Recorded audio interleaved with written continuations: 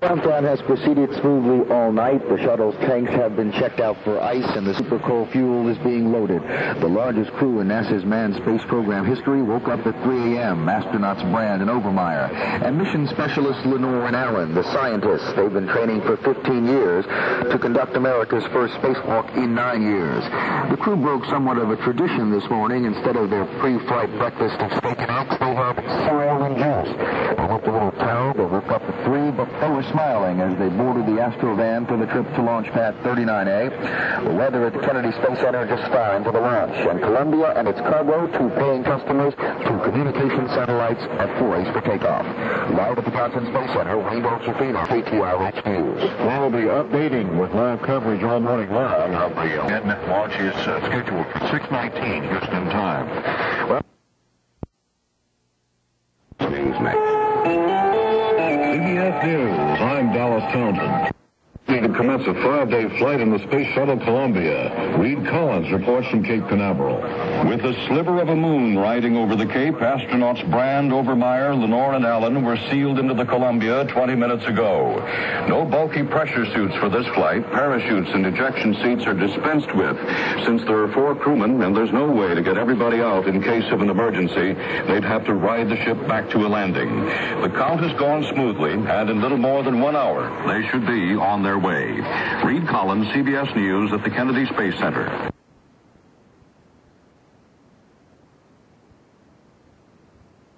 Crew is now running through its final checks of Columbia. On this, the shuttle's first commercial flight. The largest crew ever to fly an American spacecraft looked tired rising at 3 o'clock this morning.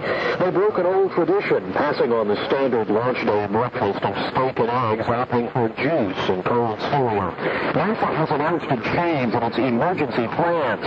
As something goes wrong down at the Cape and the shuttle is forced to abort into an emergency landing after a single orbit, that emergency landing site will not be at White Sands as originally planned. The same weather system that flooded Edwards Air Force Base earlier this week has moved on to New Mexico, so the emergency landing site has been switched to Cape Kennedy. That is a short runway there at the Cape, surrounded by water, a runway that NASA's been avoiding. Of course, they hope to avoid it again today, keeping their fingers crossed, with 1 hour and 11 minutes before the scheduled launch of Columbia. Live at the Johnson Space Center, this is Doug Miller, KTRH News.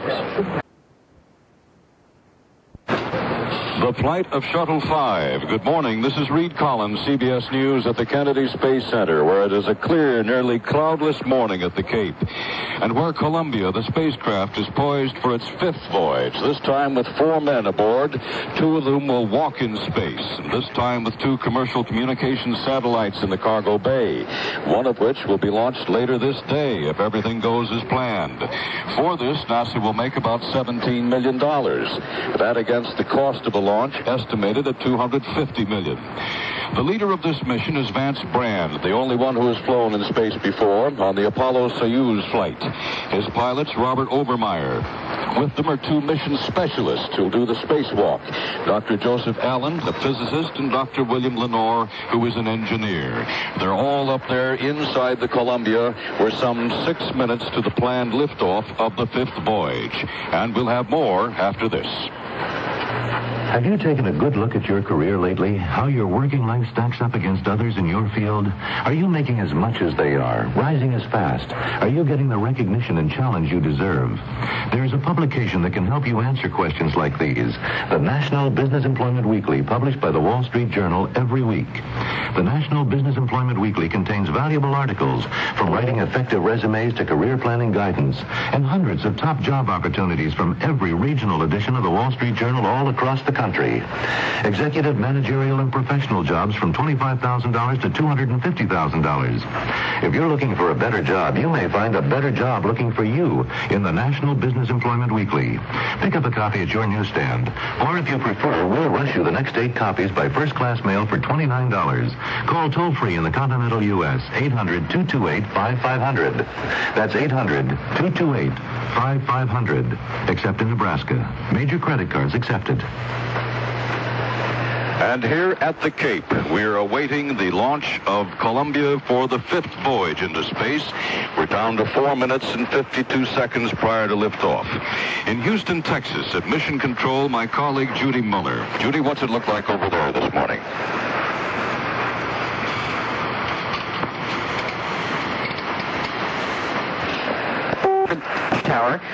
as before, 3 teams will operate in the flight control room on around-the-clock shifts. The first team is in place, each person before his respective console.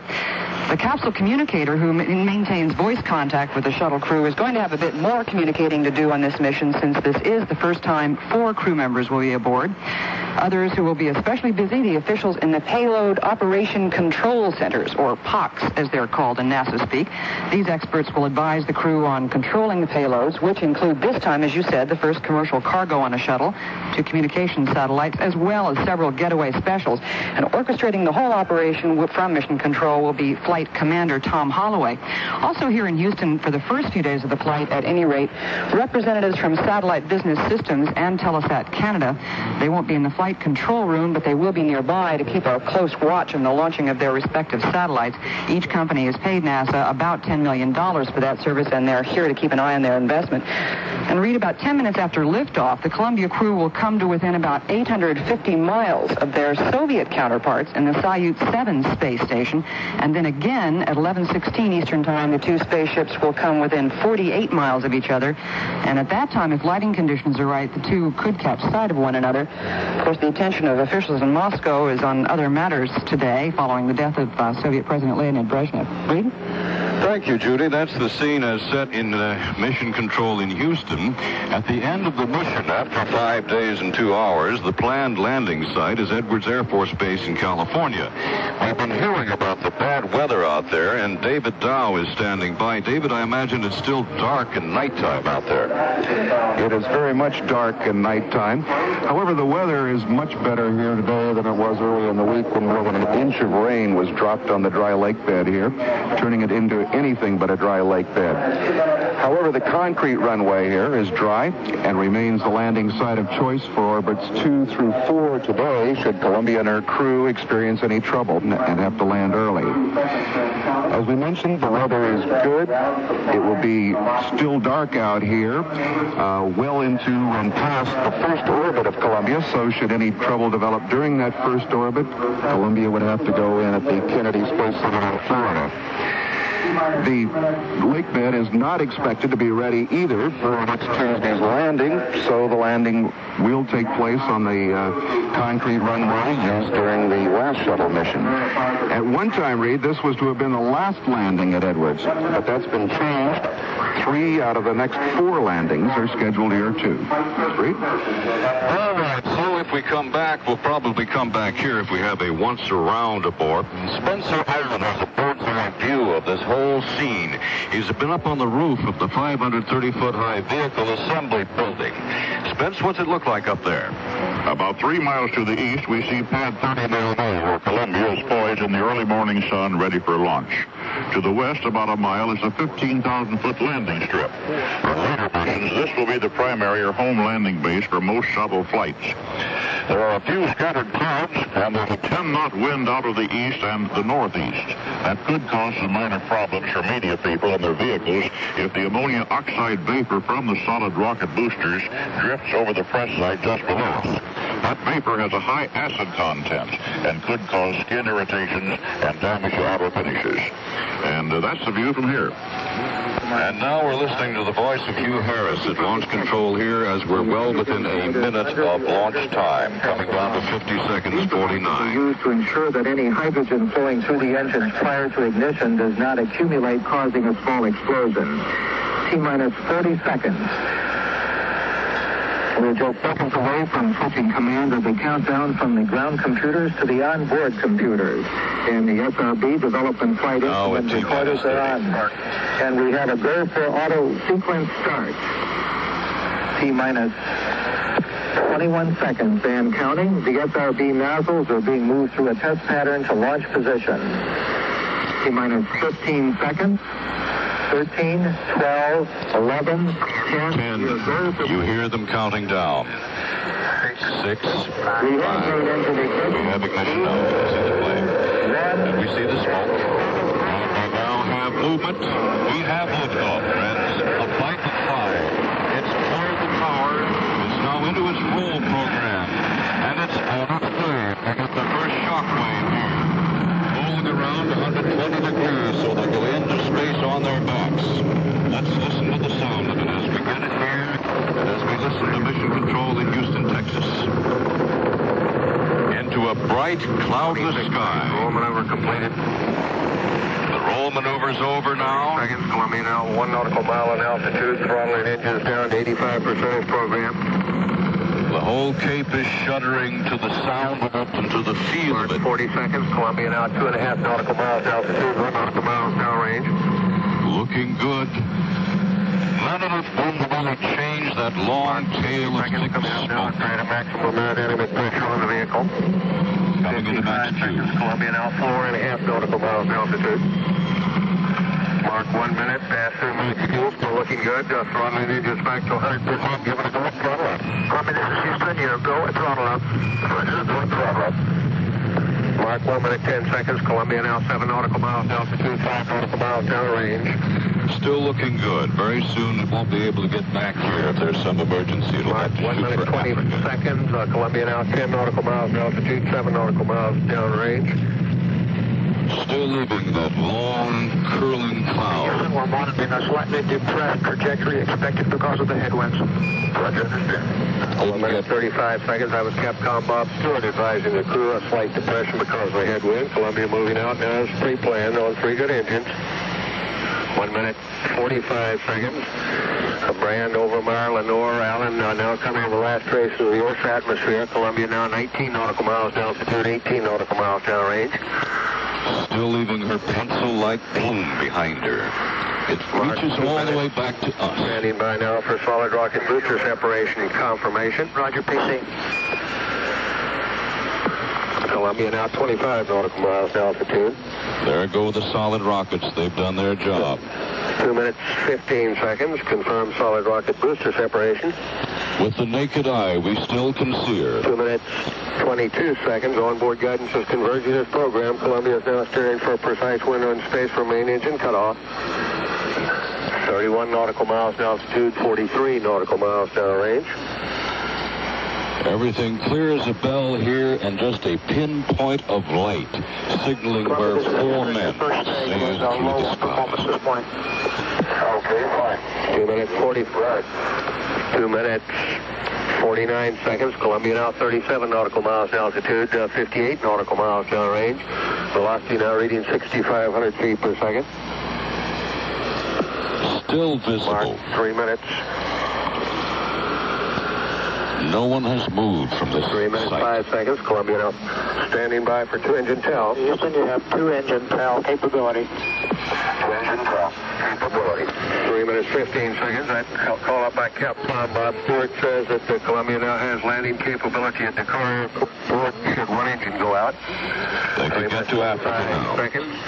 Columbia now 46 nautical miles altitude, 88 nautical miles downrange. 3 minutes, 32 seconds. Return status check emission control by Flight Director Tom Holloway. The crew aboard Columbia giving a go to continue. 3 minutes, 40 seconds. Columbia now 49 nautical miles altitude, 105 nautical miles downrange. Standing by now for negative return. Negative return. That means they can't get back here. 56 seconds. With that call up, Brand over Mar & Company committed to space travel. They can no longer turn around and return to launch site.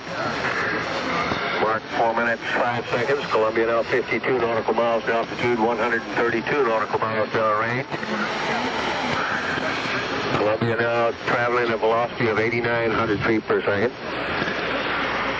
Streaking up toward that point in time and space where it'll be falling forward as fast as it's falling down, and it will be in orbit. The 4-man crew, we heard the voice of Vance Brand. Haven't heard much from the rest of them, though, this morning. Still on target for Columbia. Brand over Mar, Lenore, Allen swiftly moving downrange now. Now 174 nautical miles downrange. In a couple of minutes, the solid boosters ought to splash into the Atlantic out there, about 140 miles away. 50 seconds. Columbia now 57 nautical miles altitude, 192 nautical miles downrange. Velocity now reading 10,500 feet per second. So everything has been prominent. Go at 5 minutes. Roger, go at 5 minutes. Except for the fact 5 minutes 10 seconds. Columbia now 58 nautical miles altitude, 222 nautical miles. But they didn't quite get as much out of it. There was a headwind. They had to push their way through it and probably had to make up for that at the other end of the flight. Everything nominal now, though. Still a speck of light. Standing by for press to MECO. Press on up to the main engine cutoff, MECO. Should happen in a couple of minutes. Columbia, you have press to MECO. Roger, press to MECO. 5 minutes 44 seconds. The press to MECO call from Capcom Stewart. So should Columbia lose but one engine, press on, keep flying forward. Columbia's engines have enough energy to achieve normal altitude and velocity at cutoff. 5 minutes 58 seconds. Columbia now 59 nautical miles altitude, 307 nautical miles downrange. Velocity now reading 13. Standing by for single engine TAL. Columbia, Houston, you have single engine TAL capability. They could make it to the car on one engine now if they had to. 6 minutes 15 seconds. That report from Capcom Stewart indicates that a two-engine failure occurred. The crew aboard Columbia is capable of an emergency landing at Dakar Airport. Mark 6 minutes 25 seconds. Columbia now 59 nautical miles altitude, 316 nautical miles downrange. Velocity now reading 15,400 feet per second. Mark 6 minutes 40 seconds. Columbia pitching over now, diving to increase velocity level off altitude, giving Columbia a most favorable altitude. Columbia now 59 nautical miles altitude. So the higher and the faster it goes, the better off it is. It's gaining what pilots used to call angels in terms of 1,000 feet, but it's gaining them in terms of tens of thousands of feet. Nautical miles downrange. Velocity now reading 17,900 feet per second. 7 minutes, 12 seconds. 7 minutes. Standing by for single engine press to MECO. You have single engine press to MECO capability. 7 minutes 25 seconds. That report says Brandon Overmar can achieve normal engine cutoff targets even if two engines go out. Columbia now 58 nautical miles altitude, 535 nautical miles downrange. Mark 7 minutes 40 seconds. G-forces is building for Brandon Overmar, Lenore Allen now, coming up to 3 Gs. That's the maximum. Now 58 nautical miles altitude, 584 nautical miles downrange. Columbia's three main engines slowly being throttled back now. Should be throttled at 65% at 6 seconds before main engine cutoff. 8 minutes. Flight Dynamics Officer Ron Epps reports for Columbia's velocity at 23,000 feet per second. 8 minutes, 12 seconds. Columbia now 59 nautical miles altitude, 675 nautical miles downrange. Velocity now reading 24,400 feet per second. Mark 8 minutes, 25 seconds. Standing by now for main engine cutoff. And we should get confirmation of that in just a second. Copy, good MECO, Columbia. Confirm shutdown. Columbia now in space for a fifth time, this time with a four-man crew standing by now for control point separation. Now all they have to do is get rid of the ET, the external tank, that big orange fuel tank that will finally tumble its way on back into the Indian Ocean and will be destroyed, or at least most of it. Some of it may hit the water, but there's nobody out there to be hurt or to be alarmed by it. So 5 times Columbia has done the job successfully here from the Cape. The remainder of this day, however, will be action-packed. Before another 7 hours are by, just about, they plan to launch the first of the 2 commercial communication satellites that are in the cargo bay. This necessitates getting the cargo doors open, getting the sun sensors closed on the satellites. A great deal of work. They'll find that although they do have 4 men aboard this time, there's going to be plenty of activity and plenty of responsibility for every one of them. Remember, 3 have never been to space before. For Vance Brand, this is his second flight, and he is the commander of the flight of Columbia. This 5th trip is now successful and safely in orbit. This is Reid Collins, CBS News at the Kennedy Space Center.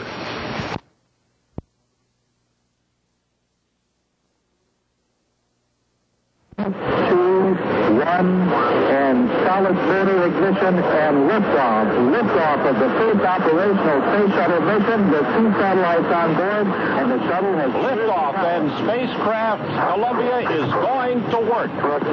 Lifting away, arcing over, turning around, joining the path it needs to climb out of here onto the right angle into orbit. Mutual correspondent Jim Slade at Cape Canaveral describing the space shuttle launch just minutes ago. Astronauts Brand, Overmeyer, Allen, and Lenore, the first 4-man space crew, are in the opening minutes of their 5-day mission. Their cargo includes 2 communication satellites to be placed into orbit. The first of the privately owned satellites will be put into orbit later today. Those payloads will provide telephone, business, and TV communications in the U.S. and Canada. This is The World This Morning from Mutual Radio. Peter Mayer reporting.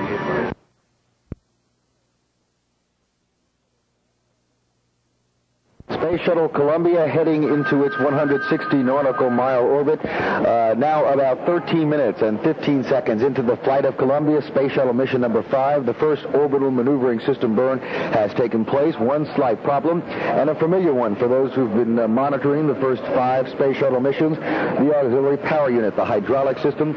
On previous flights, there have been problems with a water spray boiler, which basically cools down the APU's lube oil system after it's turned off. Well, normally the problem was with APU number 3 on takeoff. This time, apparently, with APU number 1.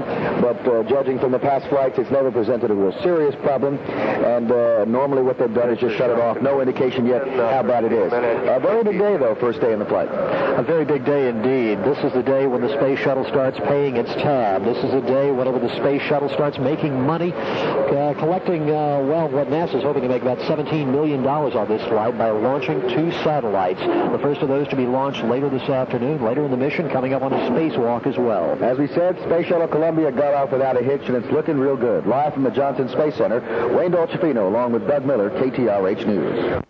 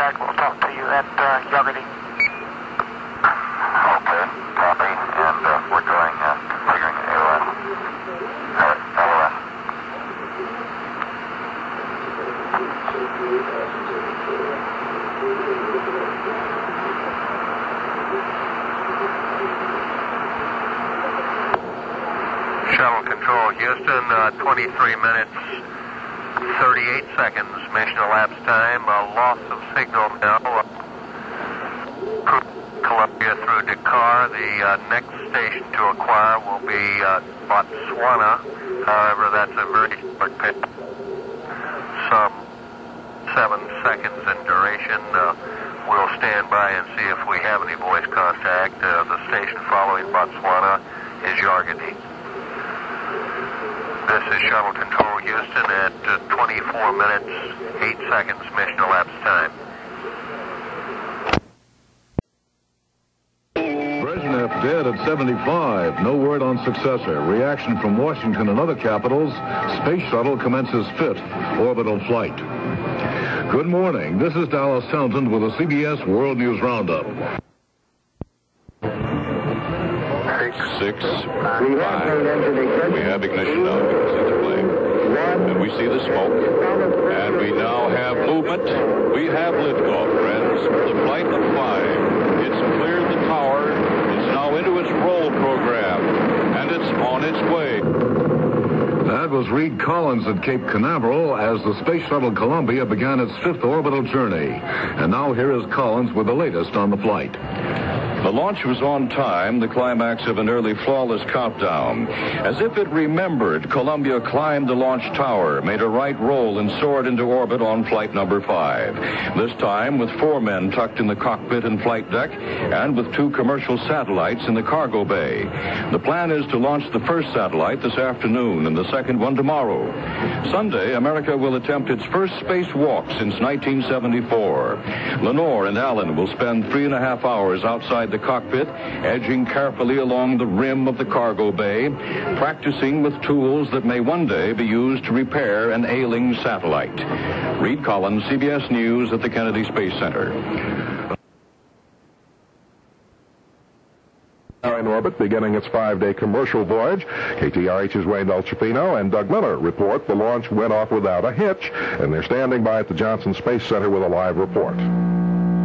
Columbia has gone to work. We have made engine ignition. The burn is coming. 2, 1. The smoke pouring out. Further ignition and liftoff. Liftoff. Here we go again. Operational space shuttle mission with 2 satellites on board, and the shuttle has cleared the tower. The roaring flame and smoke painted a beautiful picture against the reddish blue sky of Cape Kennedy this morning. Columbia roared up, then rolled toward its orbit. One piece of good news coming very early on. The solid rocket boosters which sunk into the Atlantic Ocean, the $25 million sunken treasure, well, this time they're floating, and this time they've been spotted. The only minor problem, a viewing screen on the shuttle's console is malfunctioning. It's right down to work for the 4-man crew. Here's KTRH's Doug Miller. The first of 2 communications satellites to be carried aboard Columbia will be launched from the shuttle this afternoon. NASA's collecting back about $17 million from 2 communications firms. Those 2 communications satellites will be spun out of the payload bay. The shuttle will back away, then the satellites will fire into a geosynchronous orbit, positioned perfectly for use by the telecommunications firms that are paying the tab. Their flight aboard Columbia is saving those companies about $20 million each. NASA is losing around $230 million on this flight, but the space agency hopes to put the shuttle in the black in about 5 years. The first step in that direction comes this afternoon with the launch of the first private satellite from America's space shuttle.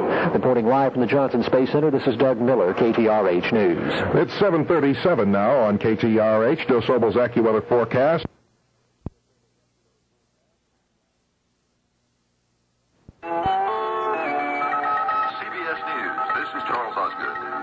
Space Shuttle Columbia is underway. An update from Reid Collins at the Kennedy Space Center. Once in orbit, the astronauts discovered one of their picture tubes in the cockpit was acting up, a minor bother. But the payload doors, which must open to irradiate heat and to allow deployment of the communication satellites, those doors were working as planned.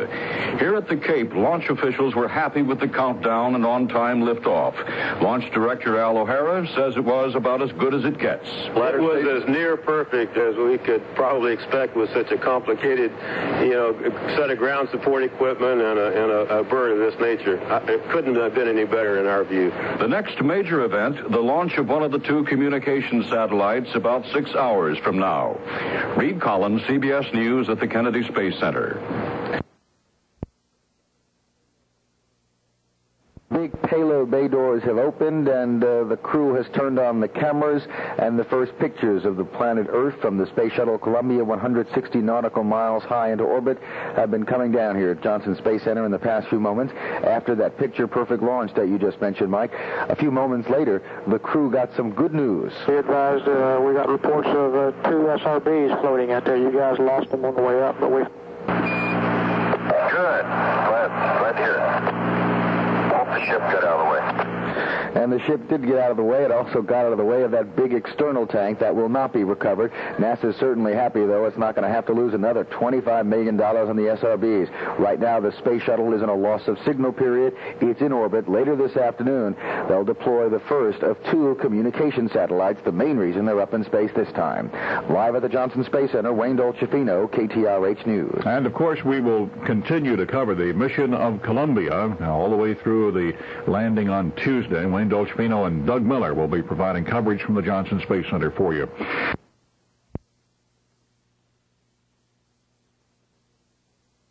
This picture picture perfect early this morning. KTRH's Doug Miller has an update live from Johnson Space Center. Columbia's payload bay doors are now open. The astronauts have now closed the sun shield surrounding two privately owned satellites inside the shuttle. And the astronauts are already settling in and apparently enjoying their ride. Hey, these restraints are no sweat. You just take off your boots and your socks, and you can use your toes. It's like having four hands. I wouldn't touch that one with a 10-foot pole, Bill. Or a 9-foot grate, huh? He means it. He's barefoot. Well, the first of those telecommunications satellites is scheduled to fire away from Columbia this afternoon. That's a chore that will be repeated tomorrow with another satellite, a chore that will make NASA $17 million, and that will represent the space agency's biggest step yet, changing the space shuttle from a novelty into a business. Reporting live from the Johnson Space Center, this is Doug Miller, KTRH News. If the top...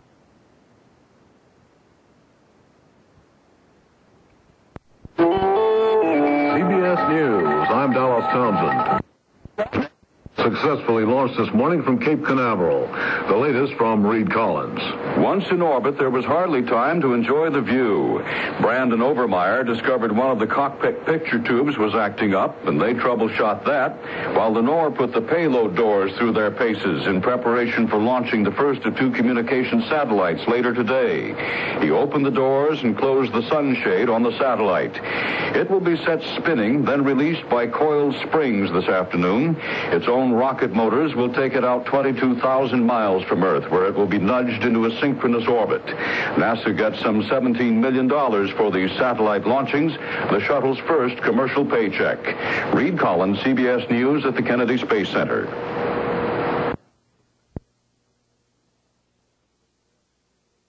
Orbit, and everything's going smoothly. KTRH has two reporters at the Johnson Space Center who will bring you live updates throughout the day.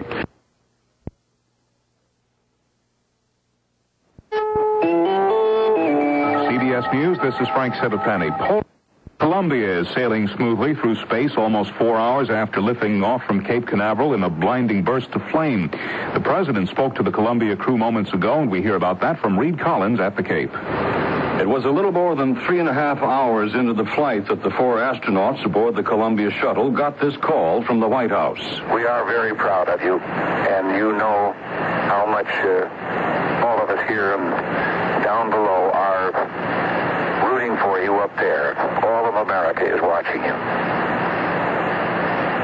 Well, thank you very much, sir. It's a beautiful world that we're going over, currently over the Atlantic, and we're very proud to be up here representing America.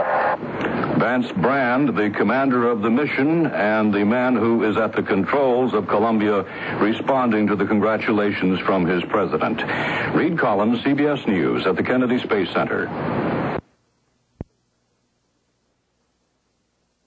The president just minutes ago passed on his best wishes to America's first four-man space crew. The astronauts told Reagan that they were looking down at a beautiful world, and of course the president had to agree. Sometimes I wonder, just seeing some of the results of your flights, the pictures and all, I wonder if more of us could see it from that angle, we might realize that there must be a way to make it as united in reality here on Earth as it looks from outer space.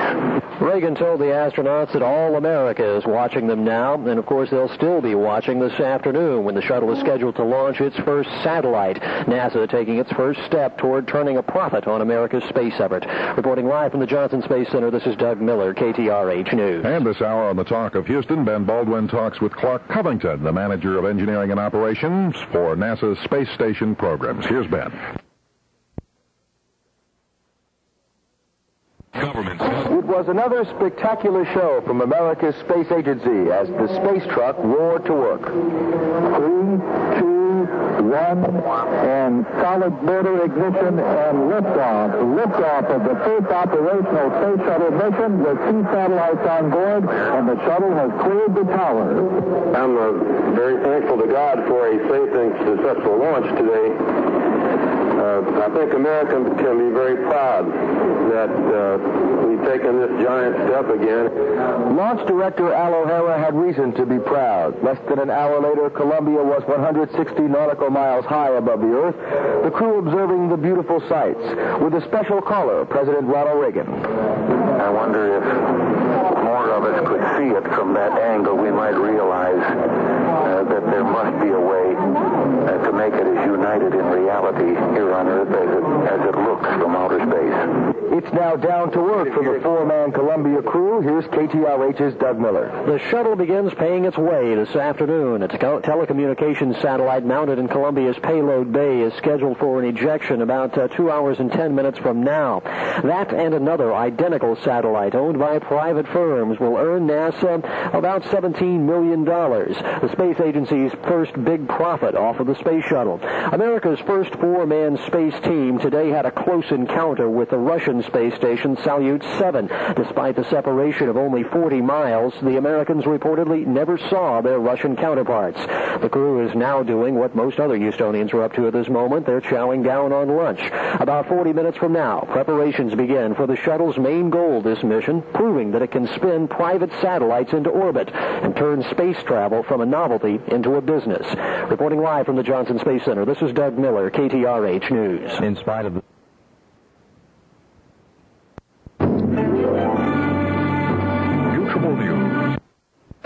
the four-man crew of the Space Shuttle Columbia will launch the first of two commercial satellites to be carried aloft by the reusable rocket. The shuttle this morning blasted off from Cape Canaveral right on time, and NASA now reports all systems go for a flight till Tuesday's landing in California. This is Bill Torrey, Mutual News.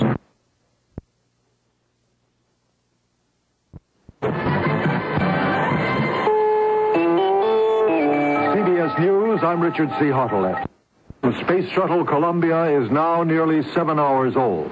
NASA spokesman Thomas Holloway says all is going as expected. At the present time, we are on schedule. The crew is feeling well. Things are going exceptionally well, and we expect to deploy the SBS satellite this afternoon on schedule. The satellite is due to be put into space just over an hour from now. It is one of two commercial satellites the shuttle is carrying. Nevertheless, Launch Director Al O'Hara says the timing was slightly off. It was 7:19:00.0678, or 68 thousandths of a second late. I got chewed out a bit for being late, but I reminded them on the last launch we were a few milliseconds early, so it averages out. The four astronauts on board are the largest crew the Columbia has ever carried. The mission is scheduled to last through Tuesday. Of the Space Shuttle Columbia has put the United States into the business of space commercially. His first operational flight of the Space Transportation System will launch two communication satellites owned by private businesses. That first launch comes a little after 2 this afternoon, and you can hear that live here on KTRH. The only problems with the mission so far are really weather-related ones. Bad weather is forcing a landing on concrete at Edwards Air Force Base. That is still, though, set for next Tuesday.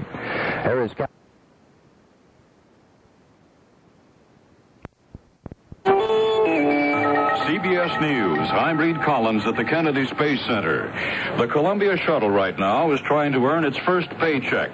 Beginning a sequence which in the coming minutes will see a 7,000-pound communication satellite spring from the cargo bay and begin a long journey to a stationary orbit 22,000 miles above the equator. The SBS satellite should be spinning on its cradle in the cargo hold now. At precisely the moment Columbia crosses the equator, it will release the satellite. Columbia will drift away some 16 miles, and 45 minutes later, the satellite's own rocket is to ignite, the first of several burns to place it in synchronous orbit. For this task, the SBS owners have paid some $8 million to NASA. That's not enough to turn a profit for the shuttle, but it is the start of some commercial return. We'll have more news with Frank Sedapani in New York after this.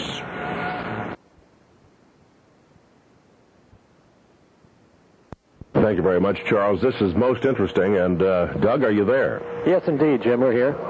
First of all, I wanted to ask you a question, Doug. Vance Brand, who was on this mission, participated in the Apollo-Soyuz mission and was decorated by Leonid Brezhnev. Has he been told of the passing of the Russian premier? Does anyone know? This is something we've been talking about all day long. No one seems to know whether the crew knew about that before they awoke this morning. If they do know anything about it, they haven't said anything about it. Nobody at NASA seems to know whether it's true, whether they actually know that Leonid Brezhnev is dead. They've said nothing at all about it, and it presents kind of an interesting little quandary for them.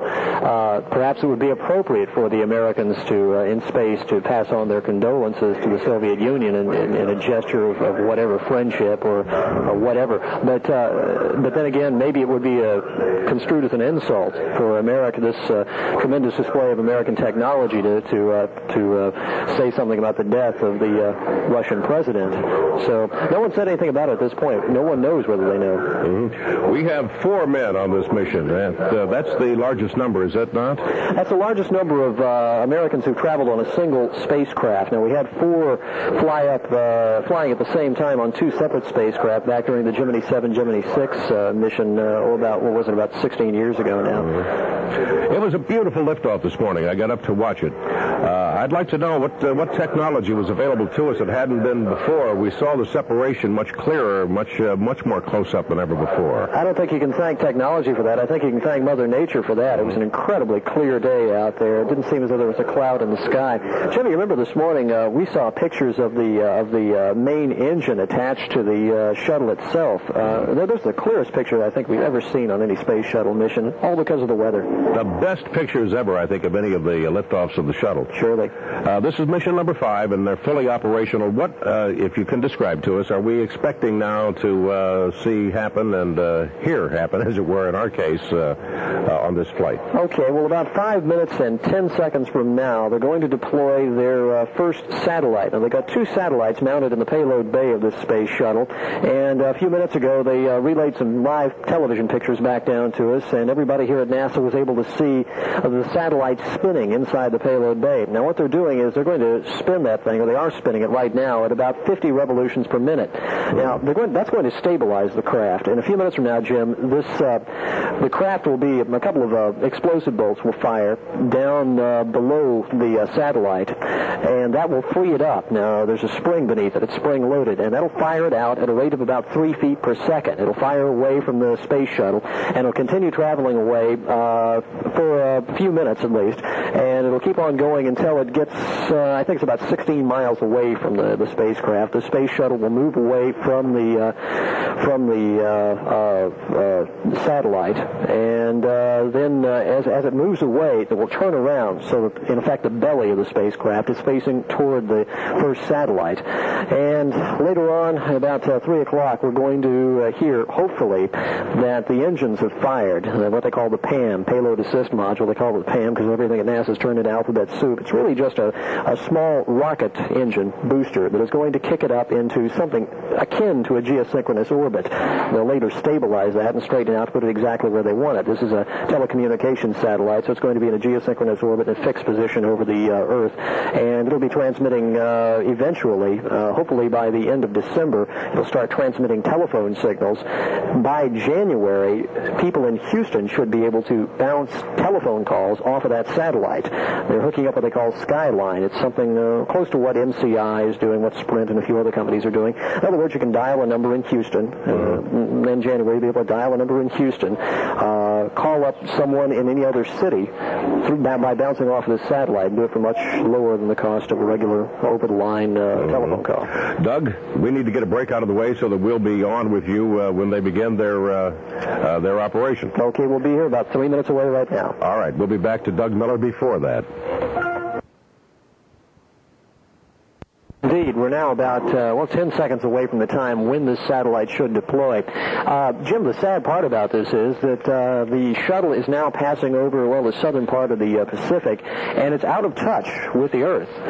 So we won't know whether that satellite's gone off. And, just as a matter of fact, we're about 7 seconds into the time when it should have deployed. So there's no way of telling. It should have gone by now. We won't know for another, 12 minutes, about 12 minutes, 15 seconds. If you would, tell us what is expected expected to happen now? Okay. Step by step. At this point, the first satellite out of the payload bay should have fired out of the payload bay itself, not by a rocket engine, but by a spring. Some explosive boat should have released it so that it's spinning out into space. Now, it's spinning at a rate of 50 RPMs. That's to stabilize it. It'll continue spinning until it gets about 16 miles away, and then that's when its rockets will fire. At that point, the shuttle will have its belly facing the satellite to make sure that it doesn't sustain too much damage on the top of the orbiter. Of course, the bottom of the orbiter is covered with those tiles that have caused so many problems, the ones that are supposed to sustain the heat of the reentry. All right, and then the satellite will effectively be in place. Well, no, at that point it'll fire for 83 seconds, right? And it will get close to a geosynchronous orbit. It won't be in exactly the orbit it's supposed to be. That will come later. They don't know exactly when that's going to happen. What they'll have to do is study exactly how it's orbiting the Earth, get it down precisely, and they have to know exactly where they want to put it, in effect, where it is, and they have to know how long to fire the engine to put it in exactly geosynchronous orbit. Is this satellite in any way helping with that phone number that people can call to hear the conversations from the Columbia? Not directly. It's not connected with the transmission of that.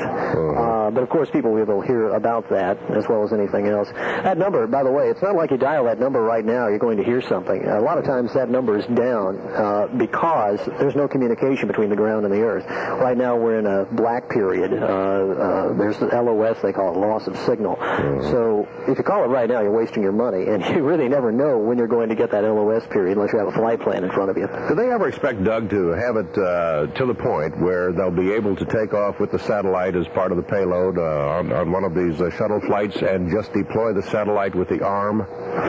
I don't know if that's exactly in the cards right now. They really don't need to do that because they've got they don't have to do that because they've got this mechanism, they call it the PAM, the little rocket engine they can stick it onto, and so they really don't have to do that at all.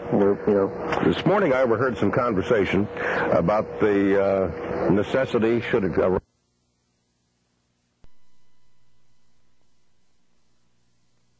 voice would be out? Well, it had to do with the weather generally. You see, where they'd like to land it is at Edwards. They wanted to land this flight on the dry lake bed at Edwards Air Force Base, but unfortunately that dry lake bed was not dry. It was wet. They've had some nasty weather over there, some near flood conditions. However, the concrete runway has dried out. There's no problem with that. So they're going to land it on that concrete runway whenever it comes down later. But today they can't do it because the weather was too bad, and that same weather system moved into White Sands and got it wet over there. So there's just no way they can pull that off now, White Sands or at Kennedy, or beg your pardon, or at Edwards. So the next site was Kennedy. Now you see, Jim, this is something that a lot of people have been watching very carefully. Kennedy represents sort of a psychological hurdle for them. It's a very short runway, and there's water all over the place. So if they screw up, they don't have much of a chance to correct that. So this is something they're going to have to do on a future mission, and everyone's been following it very carefully as to exactly when they're going to land on that runway over at Kennedy. Of course, they've got to do that eventually because they don't want to have to take the time of flying it from California to Florida every single time. Part of the test will be the astronauts will be working in the payload bay, and they'll be experiencing the vacuum of space. Now, we haven't done that for a number of years, have we? Last time that happened was on the flight to save Skylab, the first Skylab mission. They had to walk around outside to fix the darn thing. On this flight, they're really going to be running tests. They're just trying to test out their new pressure suits, their EVA suits, they call them. They're also going to play around out there with some tools. They're going to have some busy work. So they're going to test out some of their tools. It's kind of interesting, some of these things that you don't think of when you go into zero-G. They had to redesign these tools so that they have extra large handles on them because those gloves are kind of bulky. Also, imagine that you've got a socket wrench. You put it down there on the bolts you're trying to tighten. You stick it on there, and you try to turn that bolt. Well, the bolt's not going to turn. You're going to turn when you're in zero-G, unless you've got yourself tied down to restraints, and that's what they're trying to test out this time.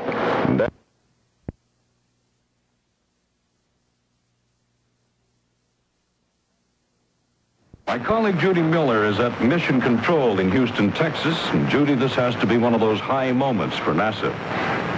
Yes, Reid, here at Mission Control, NASA monitors a few moments ago, when the deployment procedures began, we could see the picture from space, just picture perfect, so to speak. We're looking aft towards the tail of the orbiter. The sunshield canopy had been drawn back to expose the satellite, and the 50 RPM spin had started the cradle's turntable, giving both the satellite and the attached Payload Assist Module a rotating action.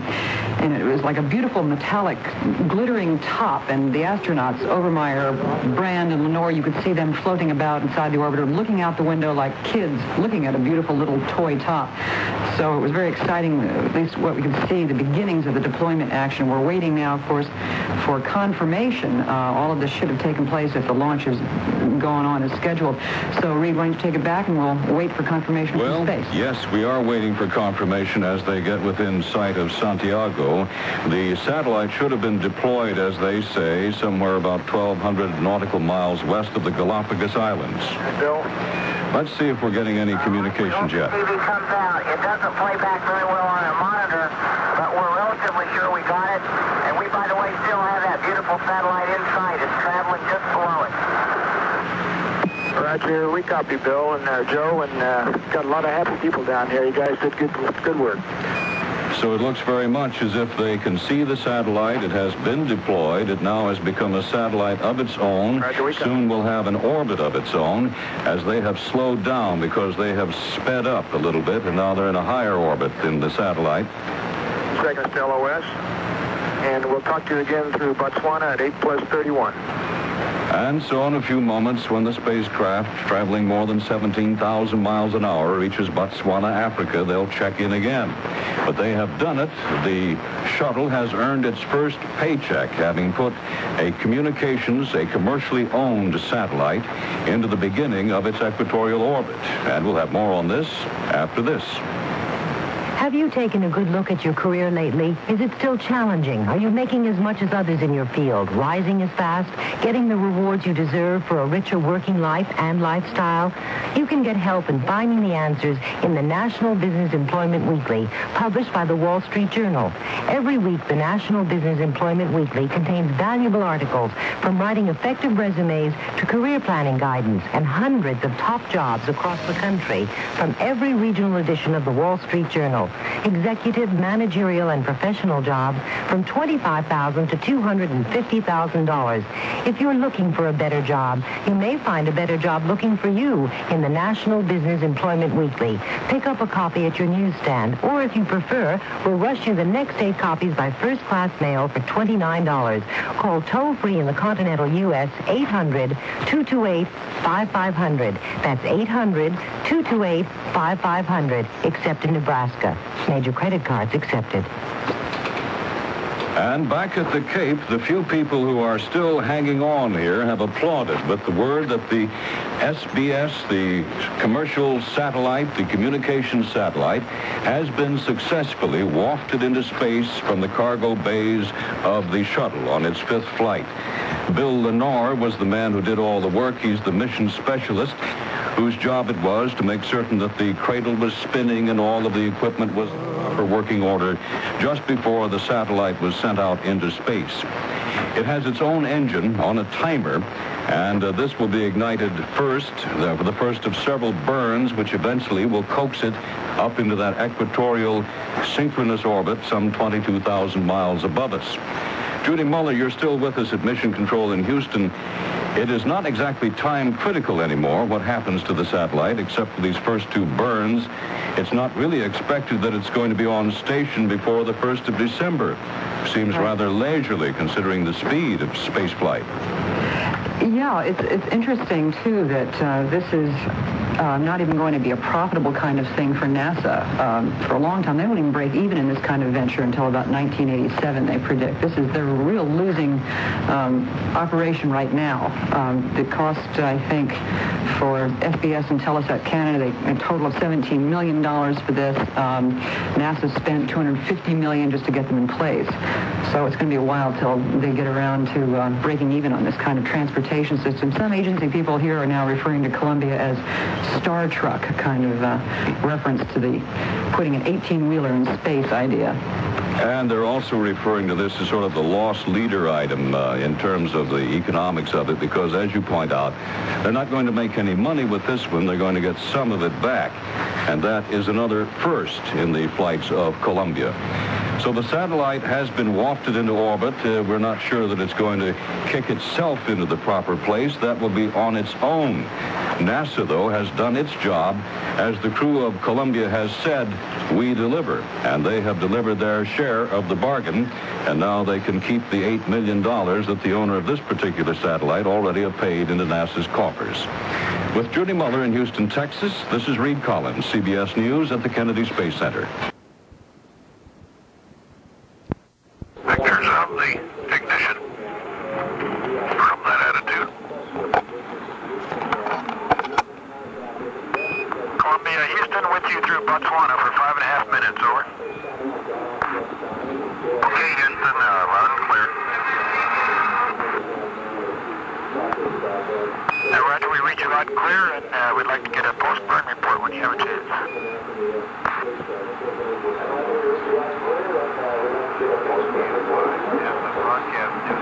Oh yeah, it was a good burn, completely nominal on time, no residuals, no anomalies of any kind.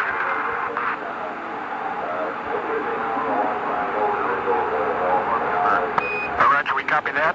We'd like you to verify that camera delta is off. We see the COM fault message caused by a high camera temperature, and we want to know if you turned off camera delta.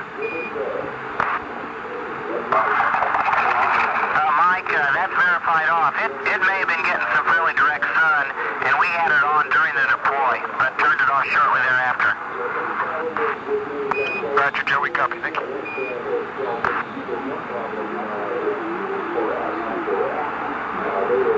Okay, payload bay under the watchful eye of mission. And after the burn, we looked out through the minus Z windows and watched the AM SBS-3 go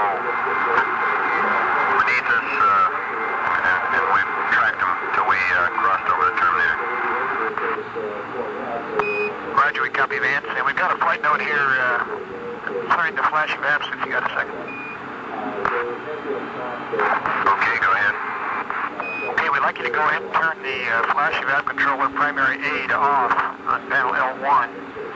And no water dump will be required tonight.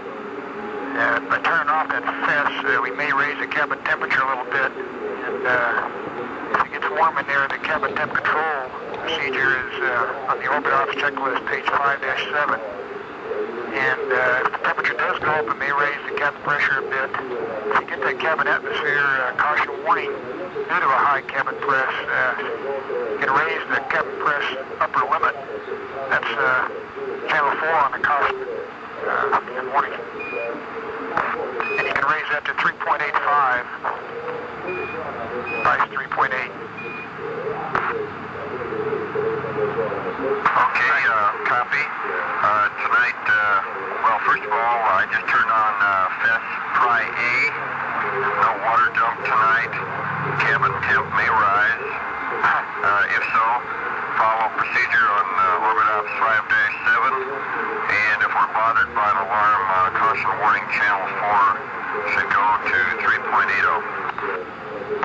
Roger, it's 3.80 now, Vance, and you can raise it to 3.85 if it bumps against that upper limit. Okay, copy. Hey, Columbia, Houston, we'd like to verify that you turned FES primary ADA off. That's verified. Roger.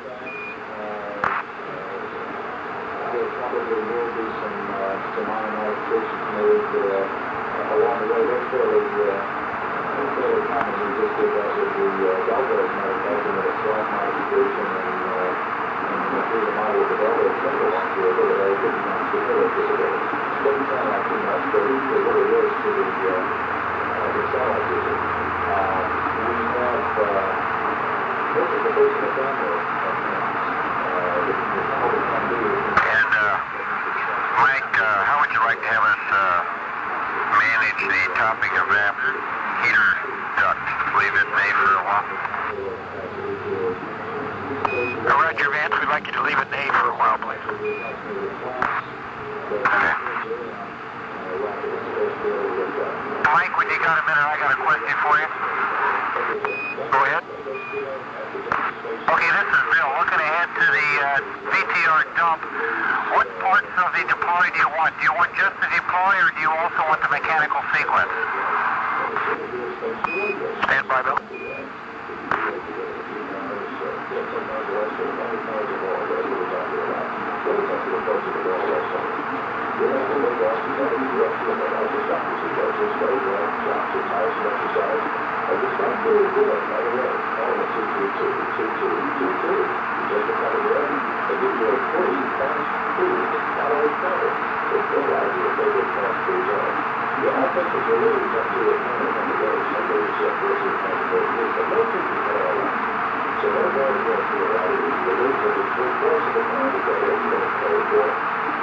And Columbia, Houston, we'd like to get the VTR dump about deploy minus 5 minutes through the deploy. Okay, I understand. You're not interested in mechanical sequence, you just want the deploy part. Roger, we saw the mechanical sequence start before, and we'd just like to get a few minutes before deploy and then a few minutes after deploy. And we're going LOS right now. We'll talk to you through iOS in about 2 minutes. Okay.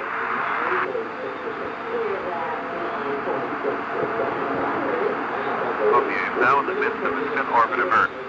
The 4 astronaut crew members are in good spirits and are feeling fine as they begin a busy 5-day mission in space. At this time, all new cabin equipment has been unstowed, and the crew has finished its first meal in space. Okay, I'll set up to use about 5 of it, so if we're running a little slow. Roger, we'd like to see a good deploy and as much after that as we can. Okay, and Mike, one comment for tomorrow on the GMM addresses that I had for the restraints and the indices, the index, insert, inhibit, and the motor reverse relay in particular. I called them up on spec 0 and tried to verify them changing state, and I got nothing changing state there. With one CRT, I just didn't have time to mess with it. We did get it on 207, so we proceeded. Could you send me a teleprinter of the appropriate GMM addresses for Telesat, and I can use CRT4 tomorrow to verify those without getting in Joe's way? Roger, Bill. We've already been working on that, and we'll have that available for you. Okay, also indicate not only what bit it is, but which way indicates on and which way indicates off. Roger, Bill, we'll have that for you. The address, the bit number, and which is 1 and which is 0, and I can figure out all the possibilities for that individual bit. Roger, Bill.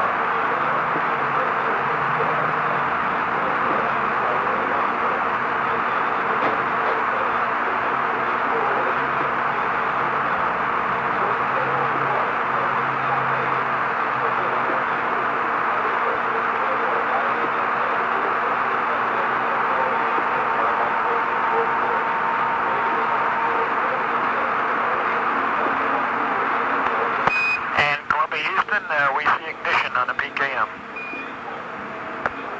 Super. Standing.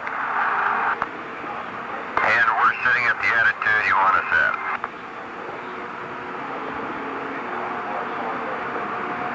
Roger, we copy.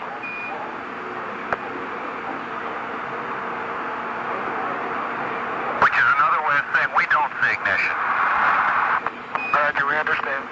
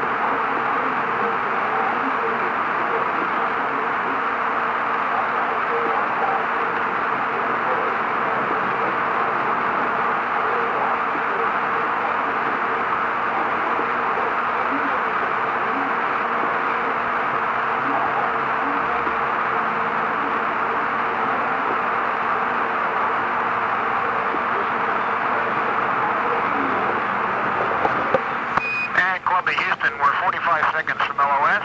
We'll talk you through Guam at 9+06. You'll be glad to hear that the PAM burn was nominal. It's on its way to geosync. The SBS director would like to pass along his thank you and congratulations. Well, thank you. Thank them for us, Mike, and give them our congratulations and good wishes, and we would like to hear about the apogee burn whenever it happens in a day or so. Roger that.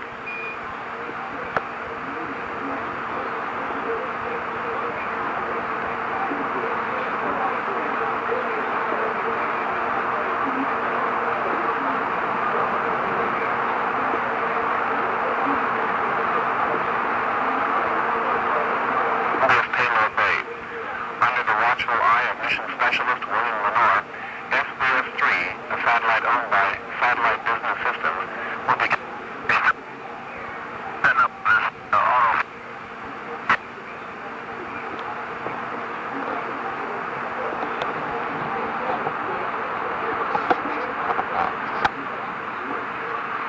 At the proper moment, SBS-3 will be spring ejected from the bay and travel away from the orbiter at an approximate rate of 3 feet per second. The orbiter will then back away from the satellite using its reaction control system engines to an approximate distance of...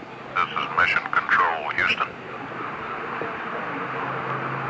Through the Indian Ocean Station, the SBS Perigee kick motor was observed to ignite on time. Perfectly nominal burn. SBS is now on its way out to an apogee of 22,000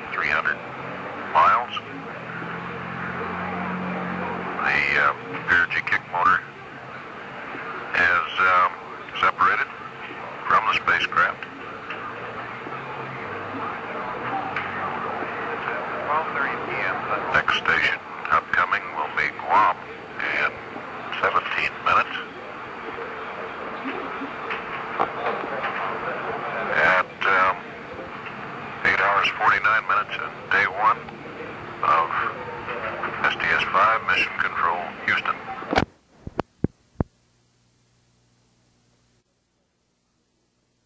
"45 minutes later, the crew who couldn't see it was given the good news from Mission Control that the satellite's motor had kicked in and it was going into orbit. The pan burn was nominal. It's on its way to geosync, and the SBS director would like to pass along his thank you and congratulations. Well, thank you. Thank them for us, Mike, and give them our congratulations and good wishes, and we would like to hear about the apogee burn whenever it happens in a day or so. Flight 5 continues smoothly. The crew has told Mission Control, though, that they have some chipped tiles on one of the orbital maneuvering system pods. Apparently no big deal. Folks at NASA, though, very happy about the fact that their space truck is delivering. Live at the Johnson Space Center, Wayne Dolcefino, KTRH News.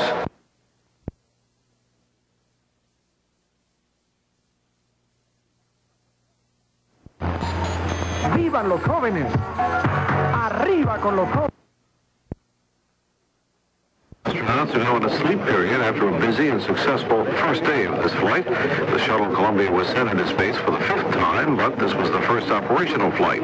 Today, the crew of Columbia sent the first of 2 communication satellites aboard into orbit. Talking in ground control about that, astronaut William Lenore relayed a conversation he had with his colleague, Joseph Allen.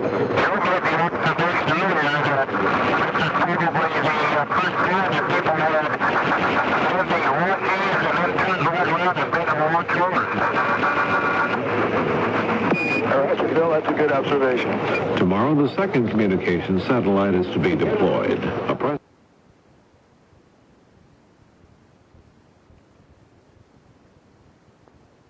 The long day is finally over for the 4 men who have bedded down after writing a bit of history aboard the Columbia. KTRH's Doug Miller reports. A sparkling cylinder covered with golden solar cells now spins in space, a testament to the shuttle's success. Vivid television pictures caught a privately owned telecommunications satellite in the act of flying away from the shuttle's cargo bay. It was the second perfect launch to follow this morning's flawless liftoff from Cape Kennedy. The only problems so far have been minor, like this complaint about a dirty windshield. Be advised, those front windows are really clobbered. That heavy salt spray, I think, from the Cape, and then I had some readings from one of the birds from the Cape on my side also, so they're really pretty bad.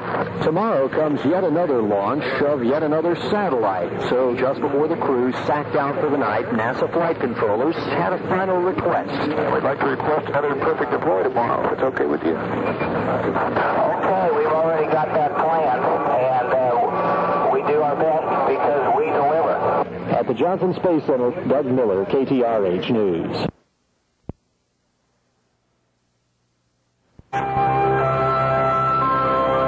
NBC News, I'm Ann Taylor. For the crew of the Space Shuttle Columbia, after a flawless liftoff, the 4 astronauts launched a communications satellite, earning almost $9 million for U.S. taxpayers on this, the first commercial flight of the Columbia. In ceremony,